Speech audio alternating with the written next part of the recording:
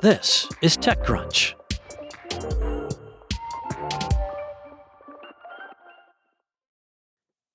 The nuclear power industry is undergoing something of a renaissance, with startups raking in funding to develop advanced reactors in a quest to lower costs. But based on recent projections, it's unlikely those reactors will be cost competitive anytime soon. Asil Halimi and Drew Walker, the founders of Apollo Atomics, think that's because companies have been chasing the wrong problem. So instead of designing a new reactor, Apollo is rethinking the way thermal energy is converted into electricity.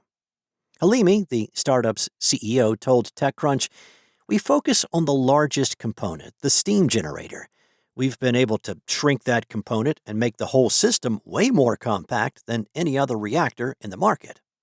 A necessary but unsexy part of a power plant, these generators produce steam from the reactor's coolant loop to drive a turbine. While most steam generators are hand-built and several stories tall, Apollo says its version can be mass-manufactured and is about the size of a person. That has allowed the startup to build a reactor that's 40 times smaller than one that uses a conventional steam generator. To build a demonstration reactor ahead of a planned commercial deployment in 2028, Apollo recently closed a $26 million seed round that included $5 million in debt. Apollo's design is based on research from MIT. Halimi projects an Apollo power plant can generate electricity at a rate of 3 cents per kilowatt hour. Existing steam generators have left plenty of room for improvement, Halimi says. Old designs borrow heavily from those used by coal and natural gas power plants, but both of those fossil fuels have far lower energy density than nuclear fuels like uranium. Halimi said, "You have this high-potential fuel, but you're converting just a small piece of it."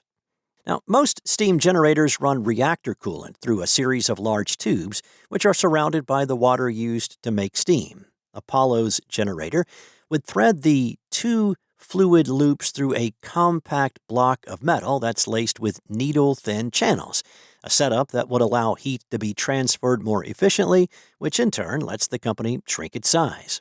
With the compactness of the generator in mind, Apollo plans on assembling the reactor and steam generator in a factory rather than on-site, which is the case with nuclear power plants today. Between the labor savings and smaller size, Halimi expects Apollo to be able to build a 300-megawatt power plant in less than 24 months, and predicts the reactor itself to cost 4 to 5 times less to produce than existing designs. Apollo has already built a small 40-kilowatt reactor at MIT to demonstrate the technology. It plans to offer 3 sizes, ranging from 10 megawatts electric to 300 megawatts. FCVC led the funding round with Telesoft partners Y Combinator, Alumni Ventures, Robinhood Ventures, Nucleation Capital, Pelion VC, Duke Capital Partners, New Era Ventures, Orange Collective, Stanford University, and others. Detroit-based startup Grounded has had to be flexible since it was founded back in 2022.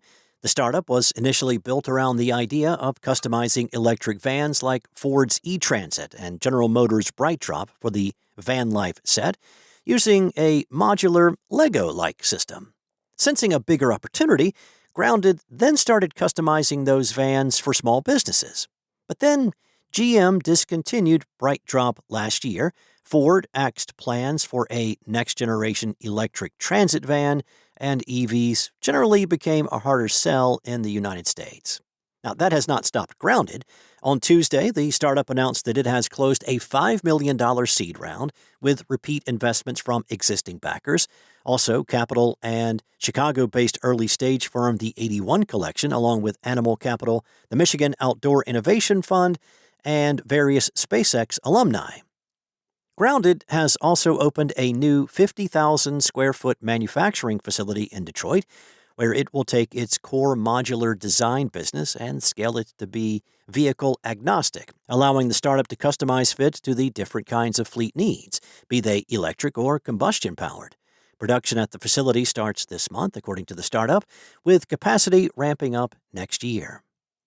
CEO Sam Shapiro said, This new facility is a turning point for us. We built this company to bring smart, modular electric vehicles to the businesses and institutions that keep our cities running. With this expansion, we can finally build at the scale our fleet customers need and bring our platform to an entirely new class of commercial vehicles.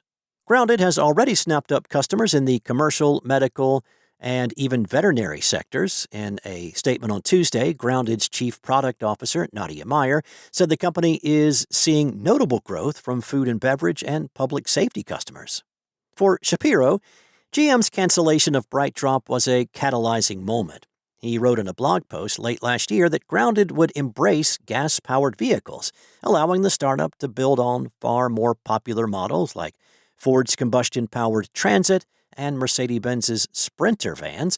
It's also allowed Grounded to seek out customers who were not ready for electric vehicles due to infrastructure challenges. Shapiro said at the time that Grounded would exhaust the remaining available BrightDrop inventory while it pivoted to new models, including leveraging electric and hybrid options from fellow startup Harbinger. That's all for now. For the latest in startup tech news, go to TechCrunch.com.